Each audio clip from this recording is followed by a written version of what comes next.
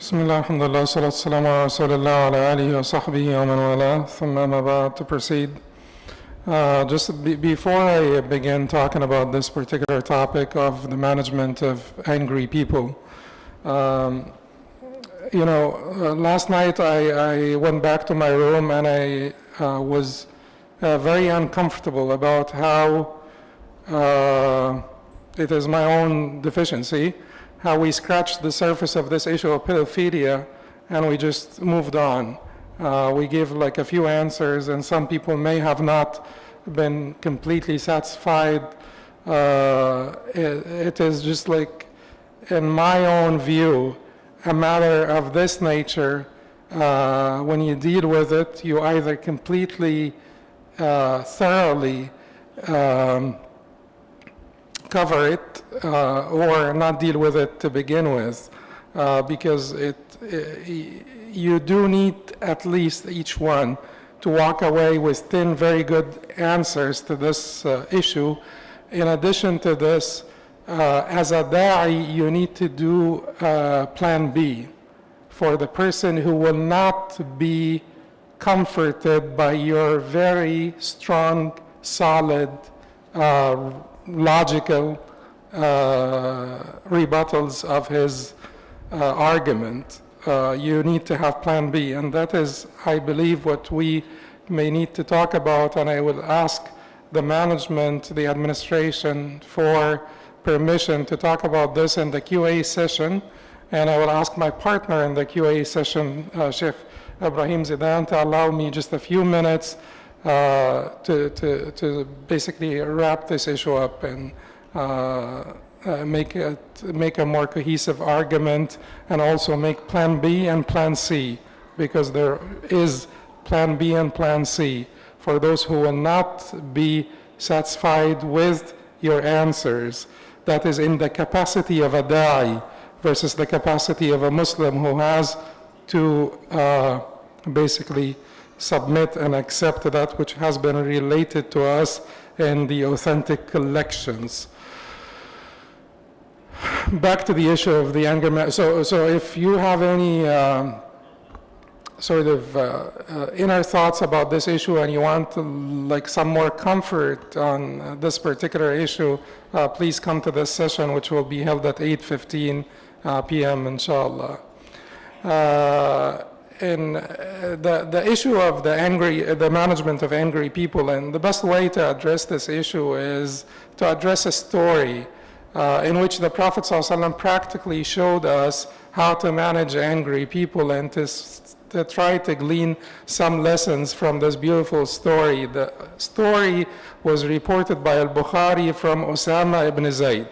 The story was reported in al-Bukhari from Osama ibn Zayd, but there are variations, so I will in this particular sort of freestyle narration of the story incorporate some of the additions from different narrations to basically make it flow better as a story. But all of them are authentic, so I will not be interpolating anything that is a fabrication or not authentic. So the story goes like this. The Prophet ﷺ in Medina, before the Battle of Badr, so very early on in his time in Medina, so this was about the first year of Hijrah, right after the Prophet ﷺ arrived into al-Medina. Sa'd ibn Ubadah fell ill and was sick at home, and the Prophet ﷺ decided to go and visit Sa'd ibn Ubadah at home. And that's what the Prophet used to do with his companions. He took, care of each one of them individually. Like he took particular interest in, warming up the relationship between him and each and every one of his companions. Something that is pretty much miraculous. If you just look at this alone and you look at how many intimate friends, very close friends, the Prophet ﷺ had, and how could a man in 13 years make all of those friendships with those people, very involved friendships very close friendships. It is just like amazing. And I'm talking about I'm sorry, I'm not talking about just the 13 years of Mecca. I'm talking primarily now about the 10 years in Medina, because that is when the number of friends blossomed. So the Prophet embarked on visiting Sa'd ibn Ubadah, so he sort of mounted his donkey, he got on his donkey, and the Prophet used to ride a donkey in Medina. Which gives you like a different picture of the Prophet ﷺ than that picture a lot of people would like to portray for him. You know, opponents would like to portray for him as like a military leader or something of that nature. So the Prophet used to ride his donkey in the streets of Medina. And he had Usama ibn Zayd behind him. He had Usama ibn Zayd behind them. Usama was about 8 to 9 years of age at that time, and he went to Diyar Bani al-Harith, or the dwellings of Bani al-Harith, a clan from al-Ansar, and on his way he found a group of people, a mixed gathering of people sitting together and chatting. That mixed gathering was a gathering of Muslims, Jews, and Ansaris from the different tribes, and within the gathering, Abdullah ibn Salool was present, and also Abdullah ibn Rawaha and Jabir ibn Abdullah, 3 popular names. Abdullah ibn Salool is popular for his hypocrisy, and Abdullah ibn Rawaha and Jabir ibn Abdullah are popular for their faith and their belief. On his way, he found this gathering, so he made a slight turn to go and address them and give salam and greet them and address them. And he was riding his donkey, so the donkey moving towards them moved some of the dust next to the gathering. Abdullah ibn Salool, and then the Prophet ﷺ was approaching them, so Abdullah ibn Salool acted like he is extremely irritated and disgusted by the dust, and he put his thobe or his garment on his face, and he said to the Prophet ﷺ, "Kuffa anna ghubarak," or take your dust away. And then when the Prophet ﷺ approached them more, Abdullah ibn Salool said to him, "Wallahi laqad athana rihu himarik." The smell of your donkey bothers us. And then the Prophet ﷺ, keep in mind that the Prophet is not replying to this or that. So what the Prophet did is that he gave them the greeting of salam. So he said he dismounted, walked towards them, greeted them with salam, and then he took that opportunity to sort of share with them some ayat from the Quran, and he recited to them some ayat from the Quran. So the response of Ibn Salool was, "Ya ayyuha al-mar' innahu laysa shay'un ahsana mimma taqul law kana haqqan." Hey man, ya ayyuha al-mar' is something like a rude way of addressing people. Ya ayyuha al-mar' innahu laysa shay'un ahsana mimma taqul law kana haqqan. There is nothing better than what you say or what you recited, your speech, if it is true. If it is true. At the time, Abdullah ibn Salool had not yet externally accepted Islam. Had yet not accepted Islam even outwardly. He was still who he was from the mushrikeen. Then, so I said that this was a mixed gathering, so it was not only, munafiqeen and Yahud, but there were some of the believers present, so they got offended by Ibn Salool's treatment of the Prophet ﷺ, and you know how faithful and sincere Abdullah ibn Rawaha was, and then Abdullah ibn Rawaha jumped and said, before this, Abdullah ibn Salool said to him, after he said to him, there is nothing better than what you say, but, if it is true, he said to him, وَلَكِنْ لَا تُؤْذِنَا بِهِ فِي مَجْلِسِنَا. ولكن but don't bother us in our gatherings. إلزم رحلك, stay at your home. فمن جاءك منا فاقصص عليه. Whoever comes to you, then you recite to them. But don't come and bother us in our gatherings. So Abdullah ibn Rawaha jumped and said, Ya Rasul, Bala ya Rasulullah, فاغشنا به في مجالسنا فإننا نحب أن نسمعه منك. No, O Messenger of Allah, come to us in our gatherings. We love to hear it from you. Keep in mind that Abdullah ibn Rawaha was a young man, and Ibn Salool was the chief of his tribe, was the chief, the highest authority in his tribe. And he was going to be the highest authority in the entire city of Medina. He was planned to be before the Prophet ﷺ arrived in Medina. Then Jabir ibn Abdullah, it may have been Jabir ibn Abdullah who said this, or Jabir ibn Abdullah, said to the Prophet ﷺ, or said to Ibn Salool, the smell of the donkey of the Prophet ﷺ is more beloved to us than your smell. You know what would be expected in a time like this, particularly from the faithful who love the Prophet ﷺ so much. And then after, this verbal altercation, they started to actually have a fist fight. And that's like a mixed gathering, a lot of people. And the Prophet ﷺ, the role of the Prophet ﷺ in this was to just cool them off, calm them down until they calmed down and they sat down. And then the Prophet ﷺ greeted them and left on his way to Sa'd ibn Ubadah. When he arrived, when he saw Sa'd ibn Ubadah, he said to him, أَمَا تَرَى مَا فَعَلَ أَبُو حُبَابٍ? Haven't you seen or haven't you heard of what Abu Hubab did?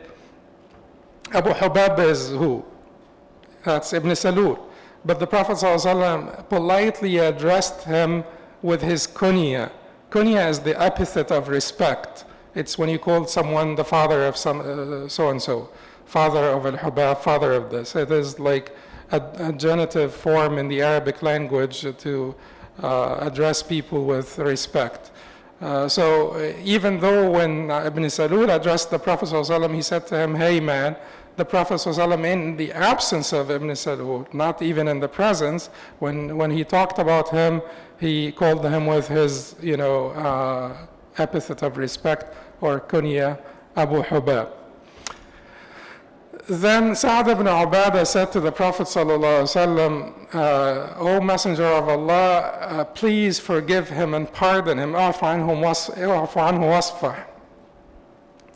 فإن الله قد بعثك بالحق الذي أنزل عليك وإنا كنا ننظم له الخرز لنتوجه على المدينة أو كما قال. Allah subhanahu wa ta'ala had sent you with the truth that he had revealed to you while we were getting the crown ready for him, the beads of the crown ready for him to make him the king of Medina, or the king of Medina. And then فلما بعثك الله بالحق فشرق بذلك. So when Allah subhanahu wa ta'ala sent this truth to you and you have come to us, شرق بذلك, like that caused them extreme aggravation, extreme distress. فذلك الذي رأيت, that is what you saw. That is, the reason, the root cause behind his behavior or his conduct is that. So he was not telling him he is envious, let us just, punish him, he was just telling him he's envious, let's forgive him. Basically, let us understand the background that he's coming from. Let's understand his own set of feelings and just forgive him and pardon him because he's dealing with a lot internally. And the Prophet ﷺ did. And the Prophet ﷺ forgave him. That's basically the story. But if we wanted to have a few stops with this story, if you want to begin from the very beginning of the story, so the Prophet ﷺ was on his donkey having Usama ibn Zayd right behind him and walking towards the dwellings of Bani al-Harith. Sheikh Abu Zaid talked about the issue of racism, so I don't need to spend a lot of time on this issue, but it was one of the points that I wanted to mention. Osama ibn Zayd was, as reported, black with clearly African features, because he is the son of Ayman, who was African, and Zayd ibn Haritha, who was Arab. The product of that marriage was someone who is black with clearly African features, as reported in the history. And this is a very racist society. So the treatment of the Prophet, the treatment of racism in the society, according to the Prophet ﷺ, is not just simply by giving beautiful speeches about equality and about the evils of society, but giving a practical example. A practical example. This is Osama ibn Zayd, 8 years old, and the Prophet ﷺ gave him a special care, and he was called in the Medina al-Hibb ibn al-Hibb. He is the beloved son of the beloved. And the Prophet takes him behind them, just like he would do with Abdullah ibn Abbas, his own cousin. He takes him behind them on the donkey and allows him to witness serious political interactions and social interactions at a very early age, at the age of 8 or 9 years. It is the same Osama ibn Zayd that later on, the Prophet ﷺ advised Fatima bint Qais, and I'm telling you this because it is very important. That's the difference between teaching by example teaching, practical teaching, and just teaching by speeches, which is most of what we do, is teaching through speeches. But for the Prophet ﷺ, then another chance came when Fatima bint Qais came and said to the Prophet ﷺ, Fatima bint Qais is from the nobility of Quraysh. It is from the, not just Quraysh, but from the noble clans within Quraysh. And then she came and she said to the Prophet ﷺ that Muawiyah and Abu Jahm, proposed marriage to me. And he said to her, don't marry them, marry Osama. Don't marry them, marry Osama. The report in Sahih Muslim from Fatima said that she karihat dhalik. She did not like it. She was resentful. That is the remains of the culture. That is the remains of the previous perceptions. Then the Prophet ﷺ said to her, marry Osama. And then Fatima married Osama. She feared that she would be sort of defying the order of the Prophet ﷺ, so she married Osama. She was still not comfortable. فَجَعَلَ اللَّهُ فِيهِ خَيْرًا كَثِيرًا وَاغْتَبَطَتْ بِهِ. Then Allah subhanahu wa ta'ala put so much goodness in him and in that marriage, and she lived happily thereafter with him. So, but that is sort of practical teaching here. It is the same Osama ibn Zayd afterwards that the Prophet ﷺ had him behind him when he walked through the streets of Mecca towards the Kaaba. So this is the epic of Islamic history, the conquest of Mecca, the opening of Mecca, Fath Mecca, to come into Mecca and remove all of the idols from around the Kaaba. That is the epic of the Islamic history. The one who was riding behind the Prophet ﷺ was the same Osama ibn Zayd. It was one of two people that were next to the Prophet ﷺ when he walked into the Kaaba. Who was on his right side? Bilal. Who was on his left side? Osama ibn Zayd. It was Osama ibn Zayd that the Prophet ﷺ appointed as the chief of the army that was going out to fight the Romans, that had Abu Bakr as-Siddiq and Umar ibn al-Khattab as two of his soldiers. So that is just like, this is just glancing over this particular part, but you could say there's a lot more that we could say about this. I would say that Muslims are imperfect, and I agree, and we all have grievances against what Muslims do, and the state of decay that the Ummah is going through, and how so disconnected we are from our legacy.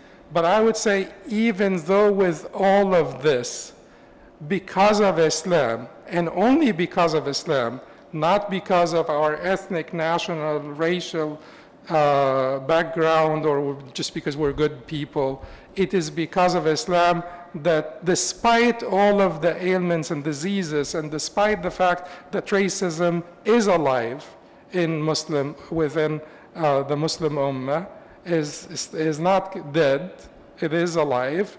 Despite all of this, we have not plummeted so deep into, the ugliness of racism like other nations of different religious affiliations. We did not have the lynching, of people, and the very ugly practices. And to some extent, we were able to, or Islam was able to at least suppress the most evil tendencies within us, although they are not completely gone. They are there and alive. But at least Islam was able to suppress them to a certain extent that we have not really dipped too far down in this regard. Then Osama bin Zayd was 8 or 9 years old at the time. 8 or 9 years old at the time. What do you hear from this? And like an 8 or 9-year-old boy that is accompanying the Prophet ﷺ, that is witnessing firsthand the serious interactions between the Prophet ﷺ and political opponents and serious social interactions, do you expect this person to mature fast and to become well-groomed for leadership at an early age? Certainly. That is why within 10 years, or about 9 to 10 years, based on when this actually took place, the first story, within 9 to 10 years, Osama bin Zayd was ready at age 18 to lead the army and go on an expedition to confront the Roman Empire and have Abu Bakr and Umar as two of his soldiers at age 18. It is almost, beyond our imagination. Nowadays, if you think about it, and how we treat our kids, and how we treat our, teens and youth, it is almost impossible that we would have anyone at age 18 that is up for anything good like this, or anything great like this, or anything big like this. So this is something for us to learn, and it is really very important that we learn all of these things and we try to just reflect on them, take them within the context of the time. Certainly you would not give an 18-year-old leadership over an army in our times, because he would have not had enough experience and enough training and enough, and that is the problem between the people who want to make Islam so abstract that it is only about, brotherhood, fraternity, and beauty, and it is only about al-haq wal-khayr wal-jamal, truth and beauty and goodness. And the people who are extremely detailed that fail to adjust things for time and place. And that adjustment is necessary, and that's the role of the faqih, the jurist, the one well-grounded in the knowledge, the text and the tradition. The text and the tradition, both the text and the tradition, to be able to make that adjustment. But it is to tell us that it is important for us to give a chance to those people, to allow them to blossom. And it is not appropriate for us to not give them a chance until the upper crust is gone, until all of our, uncles and aunts have died, and then the next generation, now the 60 and 70-year-olds, take positions of leadership, because all of our 80 and 90-year-olds have died. And that's what happens sometimes. So that, or you're 50, you're still young. What are you doing here in this gathering? You're just 50 years old. And this is a gathering of elders. So you just keep quiet, know your place. So it is just like very delayed maturation. Now, moving on. So when Ibn Salool said to the Prophet ﷺ what he said, that's very impolite. But there are 2 points that I want to address here with regard to how the Prophet ﷺ addressed Ibn Salool. The first thing is that the Prophet did not reply to anything Ibn Salool said. He did not say anything about, the smell of your donkey. He did not say to him, what am I going to do? There is dust here, why don't you take care of your dust? Or why don't you water the area so that, what do you want me to do? And he just ignored it completely because he knows that this is not a rational discussion.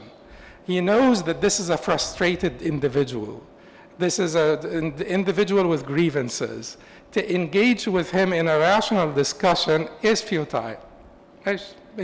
Because it is not rationality that is moving him. It is not reason that is moving him. So how could I engage with him in a rational discussion which he's just driven by his negative emotions? I will not be able to do anything with him.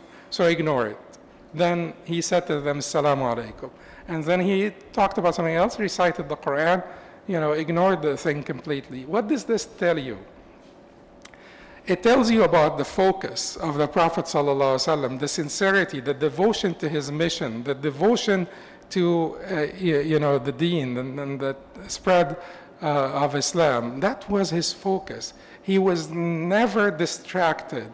You cannot distract him from his focus. It is not about answering Ibn Salool. It is not about ego. Forget about the ego. Forget about all of this. My focus, my mission, my ultimate objective is to guide the people. Allah sent me as a mercy to them, to guide them. Therefore, I will just ignore all of this and I will recite Quran to them. And then when he recited the Quran, even Ibn Salool, there was a mixed gathering of people. Ibn Salool was a very envious person. So it was unlikely that things will, but even Ibn Salool admitted, there is nothing that is better than your speech. So if Ibn Salool admitted this, he did not really accept Islam. Even when he outwardly accepted it, he did not internally accept it. Or he did not internally accept it, but imagine that there were many people that felt the same way, but did not have the grievances that Ibn Salool had, did not have the ego that Ibn Salool had, and for those people, they were a step closer to Islam if they did not decide in the same gathering to accept Islam, but they were certainly a step closer to Islam after they heard of the Prophet ﷺ. So if the Prophet initially addressed, the negative comments of Ibn Salool, that would have been defeating to his mission and to his goal.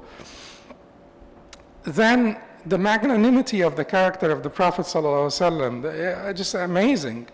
This is Ibn Salool. You see how we talked about different scenarios with Osama ibn Zayd. This is on the opposite side. Osama is al-Hib ibn al-Hib, faithful, devout, and so on. Ibn Salool is the mushrik and then the hypocrite, and he's sort of like a known hypocrite. It is just like not, the Prophet was told of the hypocrites. This was the chief hypocrite in Medina. So everybody knew this is, Umar ibn Khattab would come to the Prophet ﷺ and try to prevent him from praying janazah for Ibn Salool. Isn't he the one who said, لَإِنْ رَجَعْنَا إِلَى الْمَدِينَةِ لَيُخْرِجَنَّ الْأَعَزُّ مِنْهَا الْأَذَلُّ? Isn't he the one who said, لَا تُنْفِقُوا عَلَى مَنْ عِنْدَ رَسُولِ اللَّهِ? Isn't he the one who said, if we go back to Medina, the mighty will drive out the humiliated? Isn't he, which is referring to himself as the mighty, and the humiliated or the inferior is in reference to the Prophet sallallahu alaihi wasallam, and he is the one who said, don't spend on those who are in the company of the Messenger of Allah. Isn't he the one who took 1/3 of the army back in Uhud and put us in jeopardy? Isn't he? And then Umar, how could you pray for, janazah for him? But Ibn Salool, every time, the Prophet had an encounter with Ibn Salool, the Prophet ﷺ managed him very beautifully, with a lot of generosity and loftiness of spirit and liberality of character, amazing, to the point that Ibn Salool, when Ibn Salool died, he received more care from the Prophet ﷺ than most of the Sahaba. His son came to the Prophet ﷺ. Can you imagine this? And you have to put things in context, because sometimes the theory, when you apply it to individuals, there is so much that is involved. So when we talk about how you will address, how you will handle your family, if you are a revert, and this is Thanksgiving, and how you will handle your family, you have to put a lot of things within, you have to really put yourself within that context, and you have to factor in the family relationship, the bonds, and this and that, in addition to, and if you want to be even clearer, Christmas, like if it is a Christmas gathering and you're part of this family and how you should handle this, you factor in the fact that we do not celebrate Christmas, we're not Christians. You factor in, but you also factor in the bonds of family ties and all of this. So the Prophet factored in the fact that this young man, the son of Ibn Salool, he cares for his father. It is his father after all. He was a hypocrite, but it is his father. And this now, his son is one of my devout followers. So his son comes to me and asks for my qamis to bury Ibn Salool in. And after all of this, after all of the harm and the hurt, and after all of the hypocrisy, and after all of the conspiracies of Ibn Salool with the Confederates, conspiracies, every stop of the, every major incident that happened, Ibn Salool took the evil side against the Prophet sallallahu alaihi wasallam. After all of this, give me your qamis to bury my father in. And the Prophet ﷺ did. He gave him the qamis. It is his son. His son wants, it sort of, maybe this will make a difference. My father was a hypocrite. I know I was opposed to him, but maybe, this could make a difference. So the Prophet ﷺ did. And the Prophet said, "Adhinni hatta usalli alayhi." Tell me when you want to bury him, so that I could go out and pray for him. And it was reported that the janazah prayer that the Prophet led for Ibn Salool was the longest janazah prayer. It is the compassion of the Prophet. He's trying to say, he said to Umar, if I can,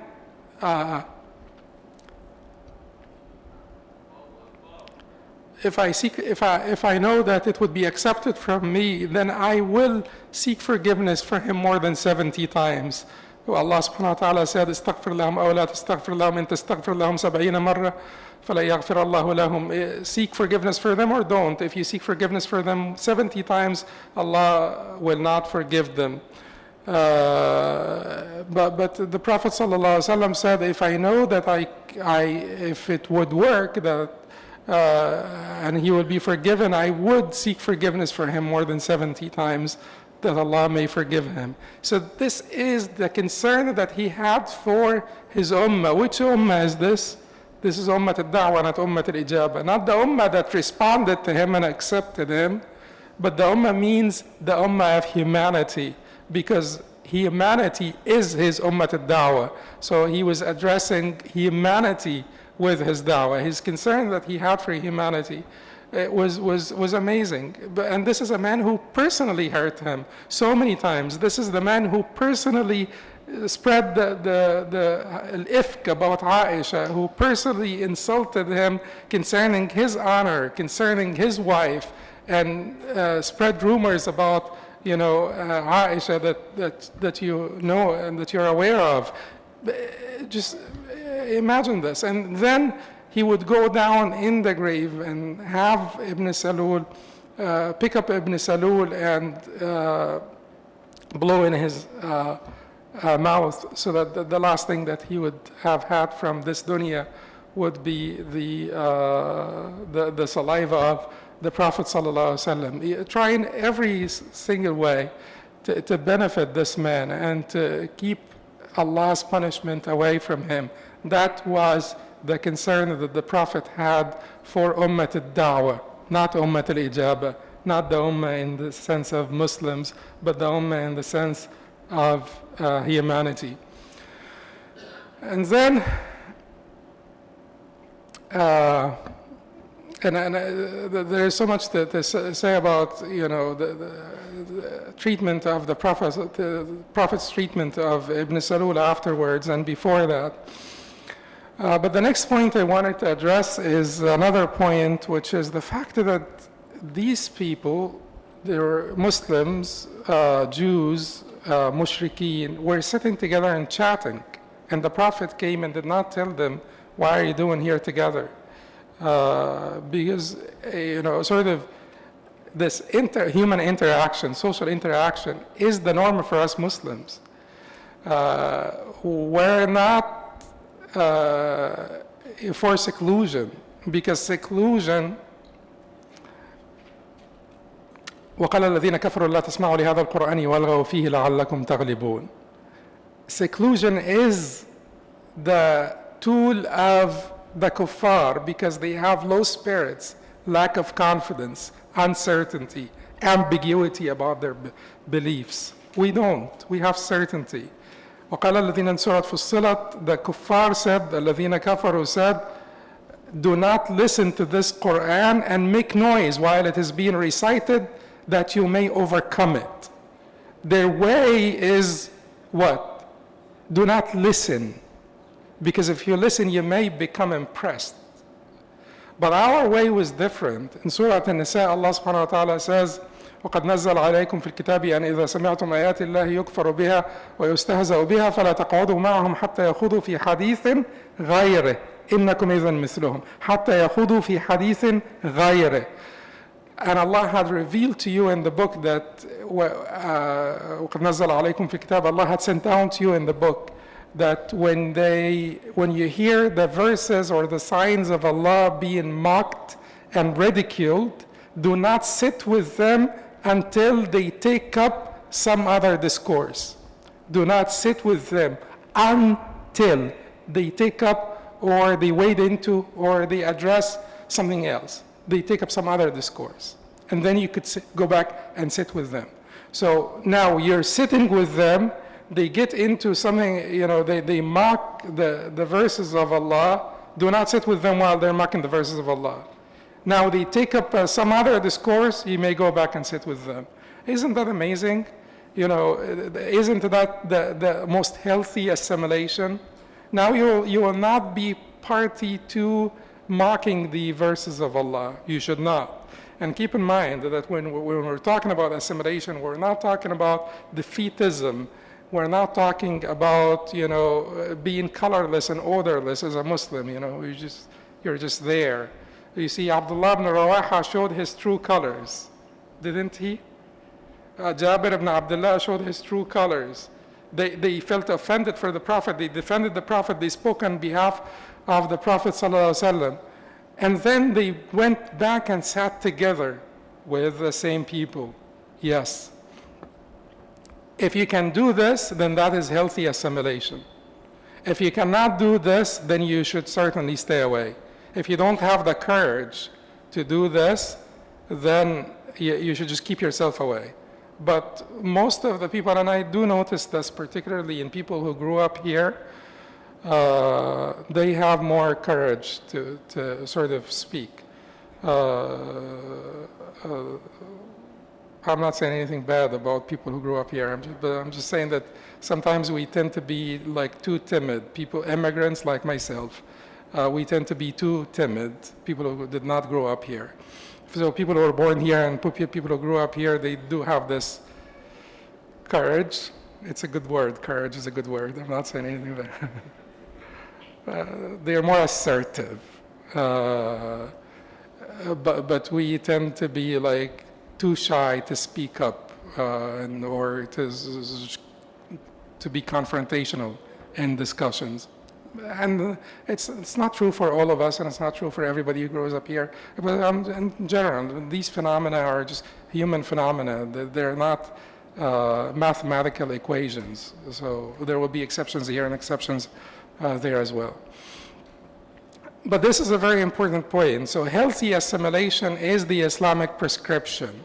It is not seclusion, but rather healthy assimilation. There was one more point that I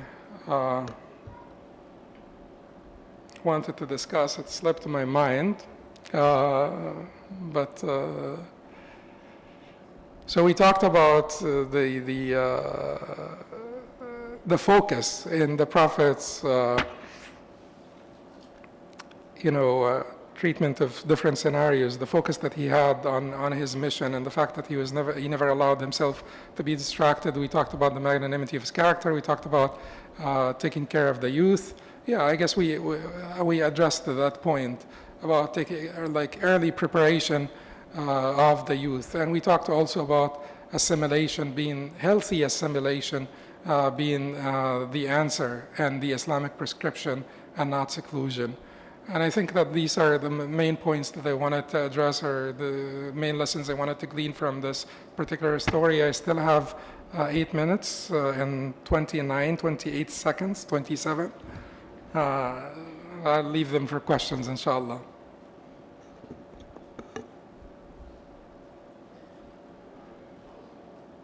Yes, sister.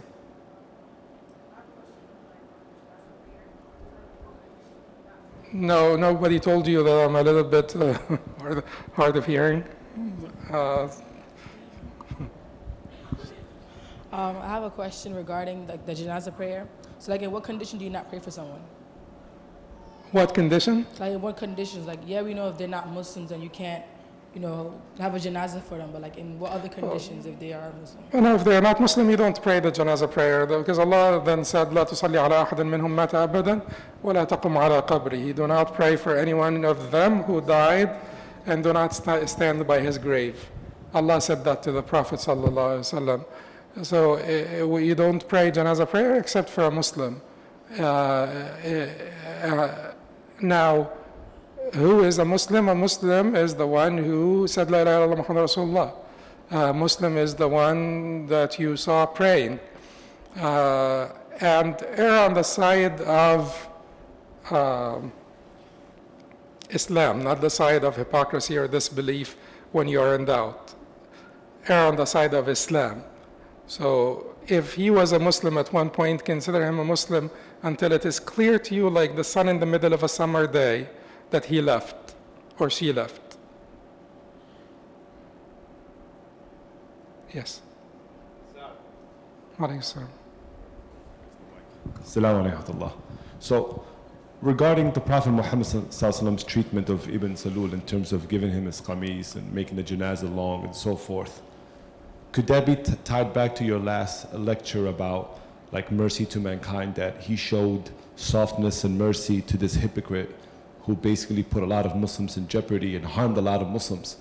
Could that be a form of that? Like you made a good point yesterday that there are certain situations where you don't show, I guess, the mercy in, what should I say, in terms of the others. If you show mercy to an oppressor or a rapist or a murderer, like you said, and allow them to go free and not punished, then that won't be fair to the overall majority. So for those people who were harmed... And it would not be merciful to the overall majority. Yes. Not just fair, it would not be merciful to the overall majority. Right. So it will defeat the cause of mercy for all. Yes. Yeah.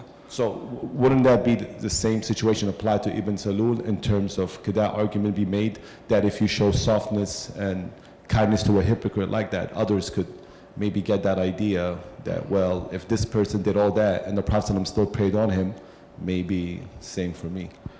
Yeah, this is a very good point that you raised, which is, you know,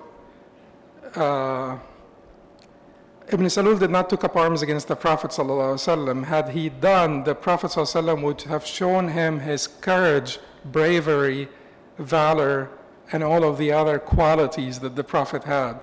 The person who was treating Ibn Salul with this level of forbearance, patience, kindness, gentleness is the same person that the Sahaba used to take, protection behind them, or, stay behind his back for protection in the midst of war. That is the Prophet who used to be at the front lines. The Sahaba would even take his back, stay behind his back for protection. So that is the same person who's doing this. So this is the mercy of the capable, powerful. When the Prophet ﷺ needed to exhibit the other qualities, he exhibited them: valor, courage, firmness for the sake of Allah. But Ibn Salul did not take up arms against the Prophet ﷺ, and that is why the Prophet ﷺ felt that we could still handle him in this way. Ibn Salul afterwards, all of the blunders that Ibn Salul fell in afterwards happened while he was externally Muslim. And the Prophet ﷺ, every time Umar radiallahu anhu, and you know Umar, so every time Umar comes to him and he's aggravated by Ibn Salul, the Prophet ﷺ tells him, Ya Umar, لا يتحدث الناس أن محمدا يقتل أصحابه. يا عمر لا يتحدث الناس أن محمدا قاتل بأصحابه ثم قتلهم. Oh Umar, we should not let the people say that Muhammad is killing his own companions. Ya Umar, we should not let the people say that Muhammad fought along his companions and then he killed them, or that Muhammad sought the help of his companions to fight with them and then he fought against them and killed them. So the consideration of public opinion is something the Prophet ﷺ had always given attention to. Consideration of public opinion. لا يتحدث الناس. Let us not make the people say, or allow the people to say, that Muhammad does this or that.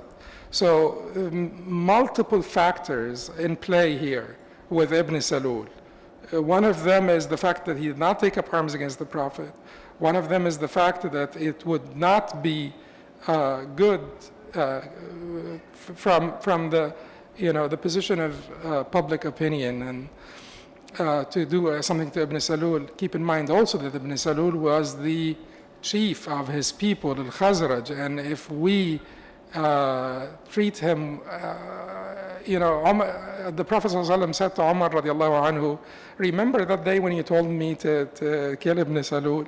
Had I done this, a lot of his people would have been extremely angry for him. If I tell them to kill him now, they would do it. So, but he did not tell them to kill him. So he was just trying to tell Umar that patience and prudence pays off at the end.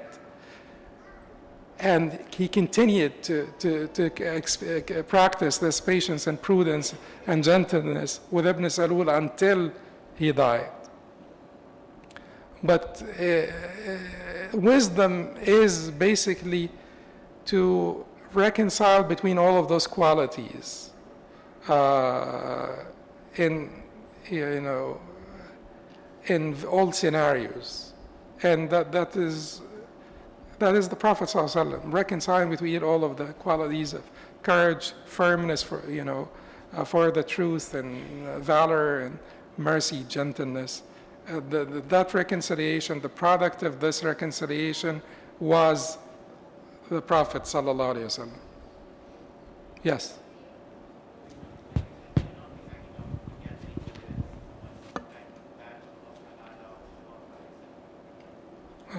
Did you hear what I said to the sister? So, Assalamu alaikum. So, So, like you said, that we should not be hanging out in a gathering where people talk bad about Allah subhanahu wa ta'ala or Rasulullah until they're talking. We have to leave, then we can join them after that. So what happens is we stand in the streets and give da'wah to people, to non-Muslims. Many of them, it's not, sometimes some people come and they start saying really bad words about Rasulullah and weird things. So at that moment, if we just wait for them or they finish off, whatever, walk off. So is it okay for, like I'm actually trying to tell them, but they're trying to tell all kinds of really bad stuff, something it really gets boils just like blood on it, but just have to be patient. Is it a sin that time to just listen to him because you don't want to have a bad face or? now you carry on. This is a different story. These gatherings were social gatherings. They were chatting with each other, but you're given da'wah, and when you're given da'wah, you're expected to encounter this conduct or this behavior. And no matter how much it hurts us, but it is for him that we carry on with the discussion. It is to not betray his legacy, sallallahu alayhi wasallam. So you listen to what they say, and you tolerate the pain, and then you carry on to honor his legacy, sallallahu alaihi wasallam. This is ummat al-da'wah. This is humanity, is ummat al-da'wah. And inshallah, if you do this, it pays off eventually. At least if one person, one of those people, and most of you who are experienced in da'wah, you know that sometimes it clicks in with some people and they change and they change their behavior, even if they did not accept Islam. But then your good conduct does affect them. They start to calm down, because you just can't continue to be confrontational with someone who is very patient and forbearing. It's just not natural. So if you show forbearance, they start to calm down gradually. Yes, sister.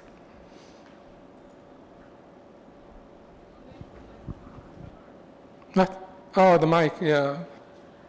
Oh, so you heard because you were sitting next to her. Assalamu alaikum, Ustaz. So I wanted to ask, like, how you mentioned a little bit about like healthy assimilation, and one of the things you mentioned was about how voicing ourselves is courageous. I wanted to ask you, like, what are some other types of like healthy assimilation that you would encourage us to engage in? A lot of types, you know. There are different levels, different layers of assimilation here. So being involved with your family members, if they are not Muslim, and taking good care of them and looking after their needs is a way of da'wah that's extremely powerful and profound, and that it would pay off much better than speaking to them day and night. To show them the character of Islam and how Islam changed you to become a better person, a better father, a better son, a better brother, a better aunt, anything.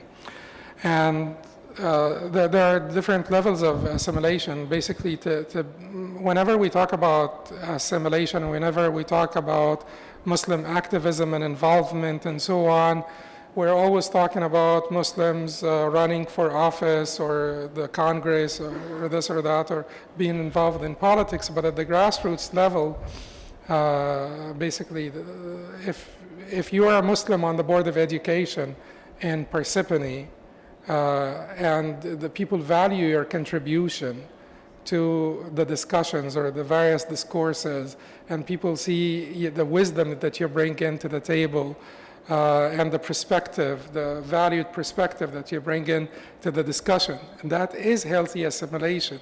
That is da'wah in and of itself. And that will, inshallah, as a community, will reap the benefits of this form of da'wah. It is really sad and distressing to know that how many, like the new statistics, 70% of Americans did not have a discussion with a Muslim in the past 1 year, I guess. these are the new statistics that came out, that 70% of Americans do not recall having a discussion with a Muslim for the past year. So if you add to this that we are 8 million people here, 6 million people, 4, 5, you hear all sorts of numbers from 3 all the way to up to 12, depending on who's talking. But even if we're 3 million people here, we should have made a greater impact. At least 70% of Americans should have had some discussion with a Muslim in the past year, not the opposite. Yes. Yeah. It's done? Okay. I'm sorry, sister. We'll take that, Sheikh Ibrahim? Just that last one? We'll take this as the last question then. Alaykum salam. Can you hear me? Yes. Assalamu alaikum. So, no, I'm not that bad. Okay. So, let's say you're having a conversation with someone. You say, well, you said to walk away if they're having a discussion about Islam and it's in a negative way. But let's say you build up the courage and you try to defend yourself and you try to defend your deen and you feel like you're not getting nowhere. Do you just now walk away and just say, may Allah protect you? Or what do you do? No, as long as you're having a productive discussion, carry on with the discussion. Don't walk away. If you feel that this is not just a futile discussion and these people are just sort of ignorant and they're moved by their negative emotions and stuff like this, rational discussion with irrational people when they are exhibiting that, irrationality is futile. So that is when you walk away. But if you feel that the discussion is in any way, shape, or form productive, carry on. Yeah. جزاكم الله خيرا. سبحانك اللهم وبحمدك اشهد ان لا اله الا انت استغفرك واتوب اليك.